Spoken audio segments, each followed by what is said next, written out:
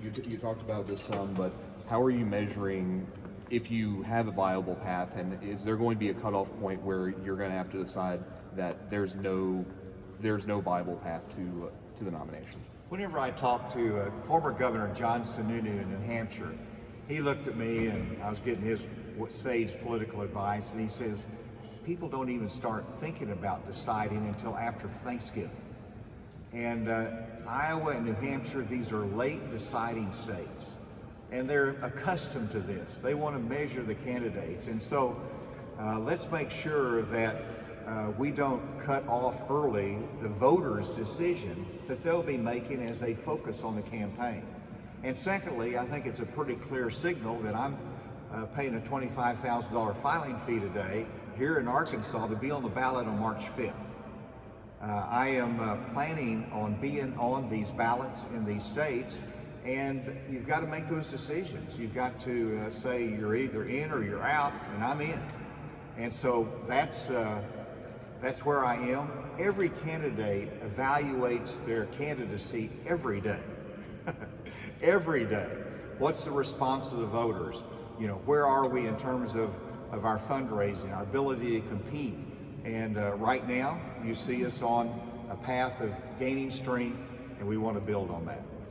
Is there going to be a date where, if you're still at where you're polling right now, where you're going to have to say, this just isn't going to happen?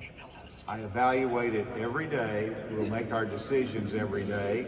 And, you know, I don't think, you know, we've got a candidate, Donald Trump, who hasn't even said he'll support the nominee of the party. We don't know whether he's going to be convicted next year or not. We don't know whether he's going to be disqualified under the 14th Amendment or not. This is an unpredictable year that we're running in. And so don't take yourself out of the game.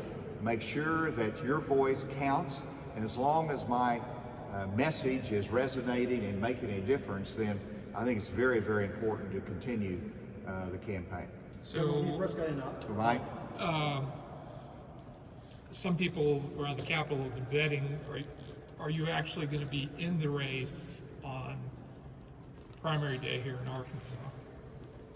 Do you see, is there a possibility you pull out by then? Well, I just wagered $25,000 that I'll be there. Okay. So, you know, look, those are natural questions. Look, I understand that. And I understand that we've had 4 candidates already drop out of the race. And so, you know, there again, you've evaluated every day and you measure as to your potential for success and your potential for influencing the direction of our country. And so that's what we measure. I'll let you take them on or make those bets as you see fit. Governor, when you first got into politics, you lost a lot. You were really tilting that windmills for a while. Are you drawing on that? Is that part of your makeup? Where you are again, and you're not going to quit again? Well, the answer is the political road is paved with ups and downs. It's paved with defeats and victories, and it's not for the faint-hearted. And it's a full contact sport. And, you know, I'm doing this not because I need something to do. I'm not doing this because it pays huge dividends. I'm doing this because we have a nation at risk. And I've devoted my life in building a Republican Party that stands for something. And I don't like seeing the Republican Party hijacked and turned into something that is not based upon principle, but is based upon personality. But more importantly, I'm concerned about a nation at risk under the leadership of President Biden. And whenever you look at my experience and my consistent conservatism and my ability to lead during times of crisis, our country needs this. So I offer myself. We'll see where it goes. There's no guarantees in this business. And if there's anything I've learned in life, I can accept defeat because I'm in it for the common good. But voters will make those decisions, and we'll see exactly where this goes. But it's going to be based upon effort, it's going to be based upon conviction, and it's going to be based upon what everybody in this room says. You got enough money to kind of keep going for a while? Allison Williams is here, by the way. Allison did a great job. I had to not resurrect her. She's alive and well. But grateful for her leading the effort here. And that's, part of it. We got to pay big filing fees. We're fundraising, asa2024.com. And so it's a constant effort in fundraising. So yes, we intend to keep going. What is success for you in the campaign? Is it win or nothing, or what do you consider success when you look back at this? Well, people who give to a campaign, they are investing in the future of the country. And it could be in terms of my specific candidacy. It could be in terms of you've got ideas that need to be part of the debate today. It could be that they see my leadership role continuing in different ways. I'm in this because I don't need a job, but our country needs a leader. And I have confidence in the leadership that I've honed through the years. That's why I'm running. There's no other reason to run. And so, yes, you measure, where can you help shape the direction of America? Sometimes it's best as a candidate, sometimes it's a part of a team. We will measure that step by step. We will see. There's no guarantee I will be in the race May 5th. That is correct. There's no guarantee. But I'm saying you cannot compete if you're not on the ballot. And that's why I'm on the ballot. Governor, as Commander-in-Chief, how would you handle the issues going on in Gaza and Ukraine? Do we need to be giving more support? We need to make sure that Israel has our full support without any equivocation.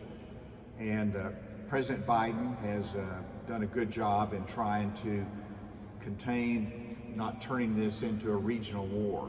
But he has been weak in his terms of support for Israel. And he has pushed them to have a ceasefire, and a ceasefire is not what is needed. Hamas needs to be destroyed. And Israel has that objective, and we should not be undermining Israel in their commitment to have security in that region, which is based upon diminishing the strength of terrorism that wants to destroy not only Israel, but to destroy the United States of America. So Israel should have our continued support. What about Ukraine, Ukraine?